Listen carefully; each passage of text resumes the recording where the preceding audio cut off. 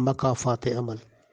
بیٹا مجھے رات کے اس پہر کہاں لیے جاتے ہو؟ اس نے کھانستے ہوئے پوچھا۔ ابا تیری کھانسی کا علاج کرانے تجھے لیے جا رہا ہوں۔ تو جانتا ہے تیری بہو کو تیرے وقت بے وقت کھانسی سے سخت چڑ ہے۔ انشاءاللہ صبح صادق کے وقت حکیم صاحب کے پاس پہنچ جائیں گے۔ راستہ طویل تھا، اس لیے رات کے آخری پہر روانہ ہونا پڑا۔ کچھ آگے گئے تو بیٹے نے باپ کو کندھے سے اتارا اور زمین پر لٹا دیا۔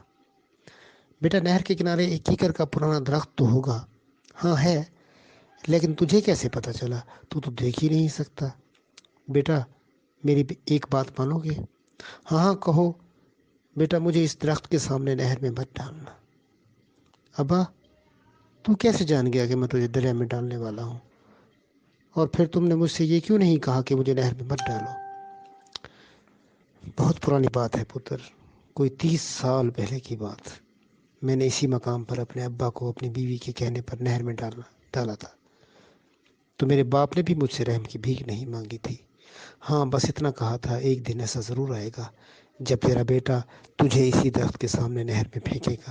بیٹے کی چیخیں نکل گئیں، دھاڑے مار مار کر رونے لگا۔ باپ کے قدموں میں گر کر معافی مانگی اور اپنی دولت سمیٹ کر پھر سے کندھے پر لاد کر گھر کی جانب چل پڑا۔